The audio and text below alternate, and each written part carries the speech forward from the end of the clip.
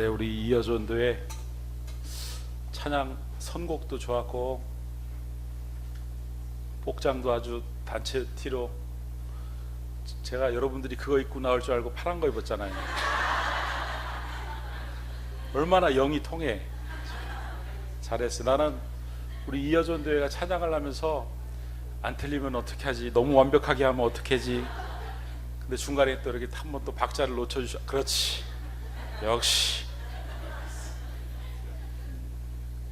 너무 완벽해도 그렇다고 또 이어전도 또 틀리고 막 일부러 틀리고 막 그러면 안 돼요. 다음 주에 너무 잘하셨습니다. 참. 예? 네? 다음 주 3여전도회. 예. 제가 이여전도회라 그래서 다음 주. 예. 그래요. 기대가 됩니다.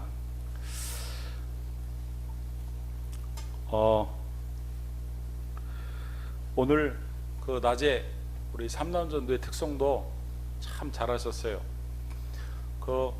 가끔 그렇게 특송 해주시면 참 좋을 것 같고, 이분들이 아주 노방전도를 이렇게 아주 멋있게 했다니까요. 다음번에도 그렇게 노방전도를 그렇게 할 수 있기를 바라고, 우리 청년들도 가끔 주일날 오후 예배 때 이렇게 또 찬양도 좀 인도하고 같이 그렇게 했으면 좋겠습니다. 자, 오늘 말씀은 예수님께서 예루살렘에 올라가셨을 때 양문이라는 곳 옆에 베데스다라는 연못을 들렀을 때 일어난 일입니다. 요한복음 5장 1절에서 2절 말씀을 보면은 그 후에 유대인의 명절이 되어 예수께서 예루살렘에 올라가시니라. 예루살렘에 있는 양문 곁에 히브리 말로 베데스라 하는 못이 있는데, 여기 히브리 말로 베데스라는 뜻은요, 위로라는 뜻을 가지고 있습니다. 그런데 공교롭게도 이 위로라는 이름에 걸맞게 그 연못가에는 정말 위로가 필요한 여러 사람들이 몰려들었는데, 요한복음 5장 3절에서 4절 말씀을 보면은 그 안에 많은 병자, 맹인, 다리 저는 사람, 혈기 마른 사람들이 누워 물의 움직임을 기다리더니, 이는 천사가 가끔 못에 내려와 물을 움직이게 하는데 움직인 후에 먼저 들어가는 자는 어떤 병에 걸렸던지 낫게 됨이러라. 정말 위로가 필요한, 그때 당시에 정말 위로가 필요한 사람들이, 맹인, 혈기 마른 사람, 많은 병자, 이런 사람들이 누워서 베데스다 연못가에 누워서 그 연못을 계속 주시하면서 기다렸다는 것입니다. 그들이 그 베데스다 연못을 주시하면서 기다린 까닭은, 물이 가끔 움직이는데 천사가 내려와서 그 물을 움직이게 한다는 전설이 있었다는 거예요. 그때 물이 움직일 때 누구든지 어떤 병에 걸렸든지 그 베데스다 못에 들어가면 그 들어간 첫 번째 사람이 낫는다는 전설이 있었다는 거예요. 그래서 3절과 4절에는 가로가 이렇게 쳐져 있습니다. 여러분 성경을 보시면 알겠지만 그 괄호가 쳐진 것은 전설이지 사실과 다를 수 있다는 뜻으로 괄호가 쳐져 있는 것입니다. 그곳에서 주님은 무려 38년이나 병을 앓고 있는 병자 앞에서 발을 멈추시고는 이렇게 물으셨습니다. 요한복음 5장 5절에서 6절 말씀입니다. 거기 38해 된 병자가 있더라. 예수께서 그 누운 것을 보시고 병이 벌써 오랜 줄 아시고 이르시되 내가 낫고자 하느냐. 여러분, 예수님이 발 앞에 멈추신 그 38년 된 병자의 고통을 한번 짐작해 보세요. 1년도 아니고 2년도 아니고 무려 38년입니다. 여러분의 나이가 60세면은 22살에 앓았던 병이 60세까지 계속 지속된다는 것이고, 여러분의 나이가 50세면 12살 때 앓았던 병이 50세 때까지 지속이 됐다는 것이고, 여러분이 나이가 40세면 2살 때 앓았던 병이 38년 동안 지속됐다는, 그야말로 끔찍한 얘기가 아닐 수가 없어요. 아마도 그는 그 오랜 시간 동안 자신의 병을 고치려고 그야말로 수단과 방법을 가리지 않고 애를 썼을 것입니다. 돈이 그에게 많았다면 돈을 다 썼을 것이고, 가족과 친구가 있었다면 그를 병수발하는 데 시달리다 모두 질려가지고 다 떠나버렸을 거예요. 김병에는 효자가 없다는 말이 있지 않습니까? 그래서 가진 것도 없고 갈 수 있는 것도 없고 할 수 있는 것이 아무것도 없는 그에게 이 베데스다 연못을 지키는 것은 마지막 방법이었다, 최후의 보루였다, 이런 말씀이에요. 예수님이 그 38년 된 병자에게 질문을 하셨을 때 그가 대답을 하는 것을 들어보면 이 베데스다 연못에서의 삶조차 그에게는 만만치 않았다는 것을 알 수가 있는데, 요한복음 5장 7절 말씀을 보면은 그가 예수님께 뭐라고 대답을 하냐면, 병자가 우리 같이 한번 읽어보겠습니다. 시작.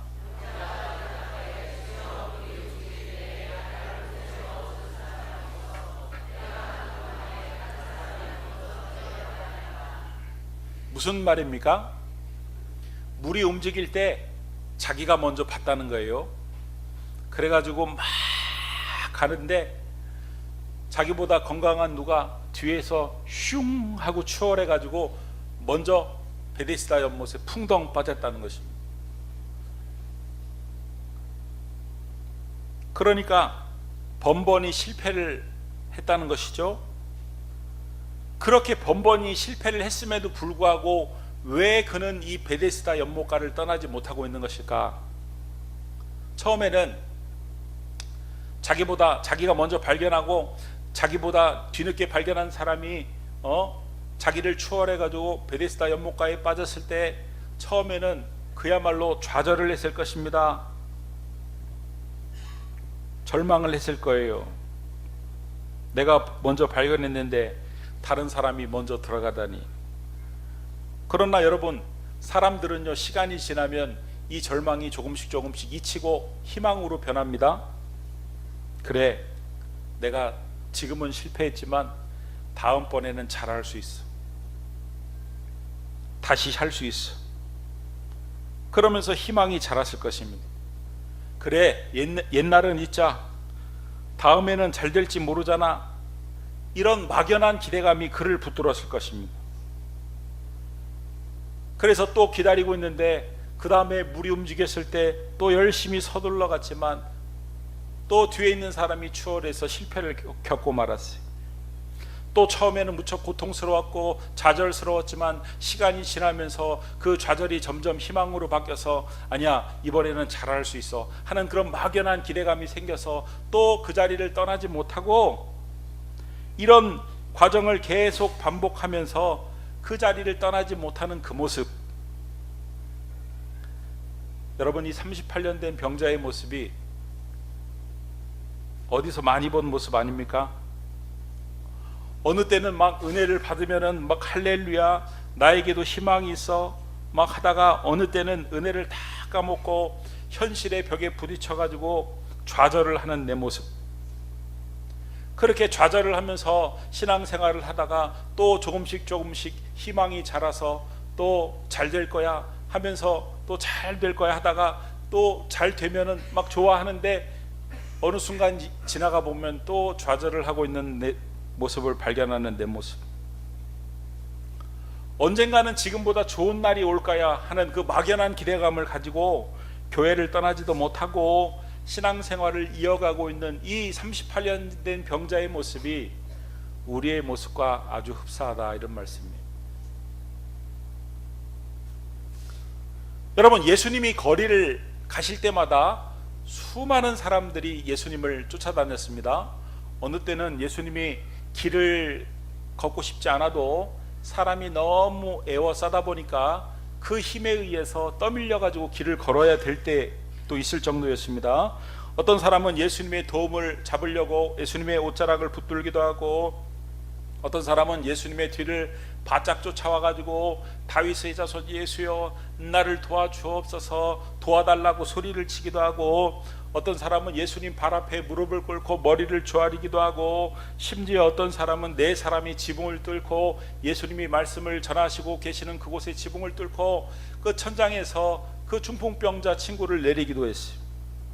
그러나 여러분, 이 38년 된 병자는 예수님을 지금 붙잡지도 않고 있습니다. 예수님께 도움을 청하고 있지 않습니다. 심지어 지금 수많은 사람들을 몰고 다니는 그 예수님을 관심 있게 쳐다보고 있지도 않습니다. 그가 이렇게 무기력한 까닭이 뭘까요? 그가 이렇게 무기력한 까닭이 무엇이겠습니까? 그가 이렇게 조용한 까닭이 무엇일까요? 이 38년 된 병자는 예수님이 바로 옆에 왔는데도 불구하고 오직 저 베데스다 연못에만 시선이 팔려 있어가 집중이 되어 있어가지고 저 물이 언제 동할 것인가, 저 물이 언제 움직이나 거기에만 관심을 갖고 그것만 뚫어지게 쳐다보고 있으니까 예수님이 옆에 있는데도 불구하고 예수님에게 도움도 청하지, 아니 예수님께 시선조차 돌리고 있지 않다, 이런 말씀 한마디로 자기의 병을 치료하실 수 있는 분이 옆에 계신데, 옷깃만 스쳐도 치유할 수 있는 분이 바로 옆에 계시는데, 38년 된 병일지라도 단 3.8초 만에 치료할 수 있는 분이 옆에 계신데, 그는 오직 자기에게 번벌이 절망을 안겨준 그 베데스다 연못, 그 물이 움직이는 것, 그것만 뚫어지게 바라보고 있었기 때문에 예수님이 바로 옆에 있는데도 불구하고 예수님께 관심조차 두고 있지 않다, 이런 말씀입니다. 어떤 분이 그러시대요. 집에 갈 때 항상 뭔가 자녀들을 위해서 아주 맛있는 걸 사갖고 가는데 어느 날 자기가 깜빡 잊어버리고 빈손으로 갔대요. 애들이 자기가 들어가면 아빠 그러면서 막 안기고 좋아하고 막 그래가지고 자기는 애들이 자기를 좋아하는 줄 알았는데, 그날 하필 자기가 깜빡 잊고 뭔가를 안 사가고 빈손으로 갔는데 다른 때와 달리 애들이 소리를 지르지도 않고 조용하고 자기를 쳐다보는데 자기를 쳐다보지 않고 자기 빈손만 쳐다보고 가만히 있는데 무척이나 섭섭하더랍니다. 여러분, 예수님은 언제나 내 옆에서, 내 가까운 곳에서 나를 치근히 여기시며 나를 바라보시며, 너 지금 내가 필요하지 않니 말씀하시는데 나는 온통 다른 생각에 가득해서 그 손으로 예수님 좀 비켜봐요, 안 보이잖아요, 지금 물 보고 있는데 왜 예수님 가리세요, 주님을 밀치고 언제나 다른 것에 시선을 빼앗기고 있지 않는지, 다른 것에 온통 관심이 팔려 가까이 계신 주님을 언제나 외면하는 이 38년 된 병자의 모습이 바로 나의 모습은 아닌지, 그 모습이 너무 유사하지 않습니까? 어디서 많이 본 모습 아닙니까? 예수님은 분명하게 이 38년 된 병자에게 물어보셨습니다. 내가 낫고자 하느냐? 주님이 물어보신 그 이유는 그에게 아주 좋은 기회를 주시기 위함입니다. 고쳐주시기 위함입니다. 그에게 본격적으로 은혜를 베풀어 주시기 위함입니다. 그를 완전히 고쳐주시기로 작정하시고 물어보신 것입니다. 그런데 38년 된 병자가 뭐라고 대답했습니까? 주님의 질문에 엉뚱하게 대답을 했습니다. 주여, 물이 움직일 동안에, 내가 가는 동안에 다른 사람이 먼저 내려가나이다. 여러분, 이 38년 된 병자의 그 대답의 의미가 도대체 뭡니까? 주님, 저 치료해 주세요, 이런 치료에 대한 기대가 전혀 들어있지 않은 대답이에요. 이런 의미에 가까워요. 치료해 달라는 의미가 아니라 이 대답은 이런 의미에 가까워요. 주님, 저 정말 억울해요. 제가 먼저 발견한 것만 해도 수차례나 되는데 다른 사람이 제 기회를 가로챘어요. 주님, 정말 억울해요.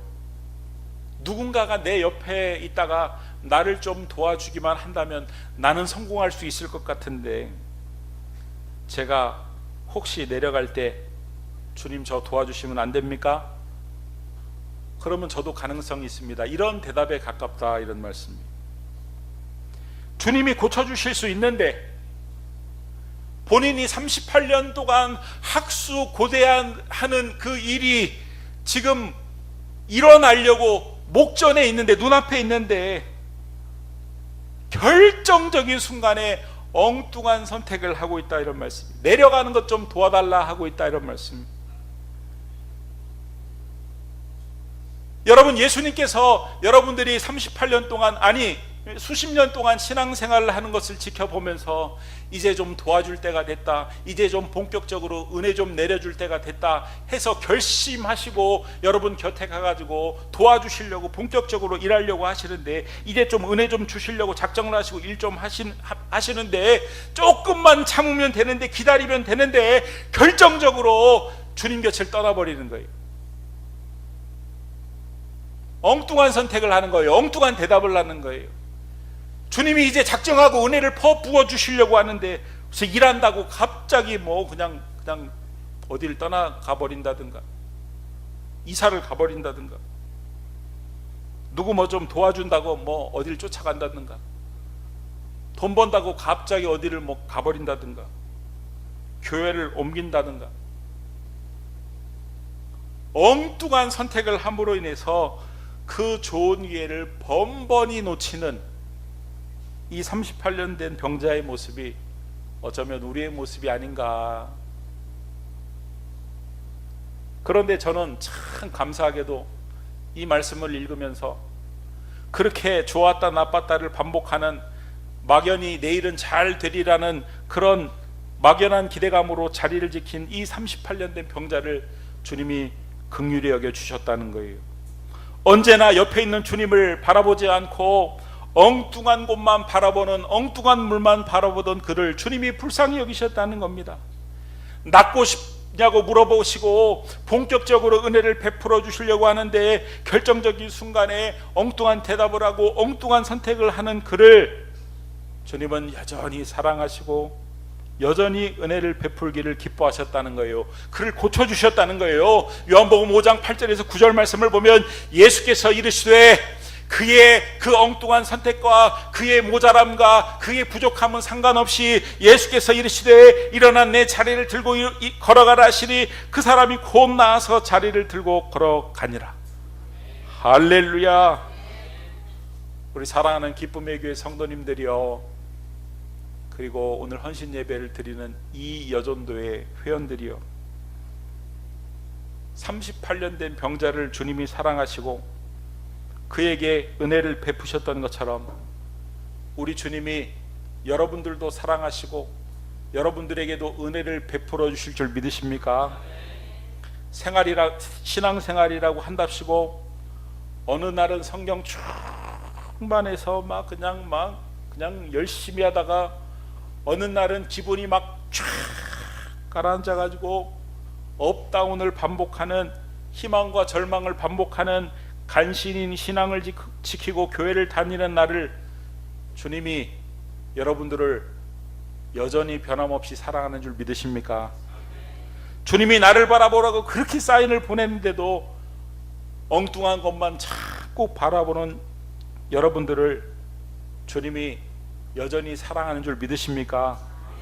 주님이 은혜를 주시기로 작정을 하시고 몰아가셔서 결정적인 순간이 되었는데 엉뚱한 대답, 엉뚱한 선택을 하셔서 번번이 제대로 은혜 받을 기회를 놓치는 여러분들을 그래도 주님이 여전히 사랑하는 줄 믿으십니까? 그렇게 아멘으로 대답하시고 믿는다면 이제부터라도 우리 주님의 사랑이 일방적이지 않도록 그 놀랍고 귀한 사랑에 반응하며 살 수 있게 되기를 바랍니다.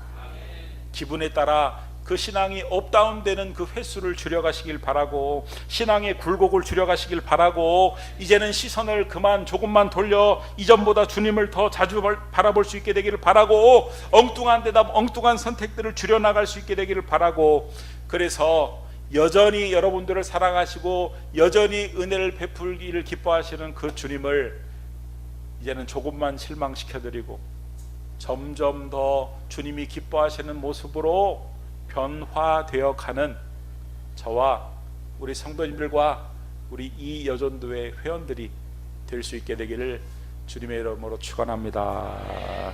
우리 말씀을 붙들고 한번 기도하며 나가기 원합니다. 여러분, 38년 된 병자의 모습이 우리의 모습 아닙니까? 업다운을 반복하고 막연한 기대감을 갖고 교회는 떠나지 못하고 신앙생활을 이어가고 있는, 주님이 항상 말씀을 통해, 주님이 항상 상황을 통해 나를 바라보고 말씀하시는데 여전히 내 생각과 내 환경에 눌려 다른 것만 쳐다보고 있는 내 모습은 아니,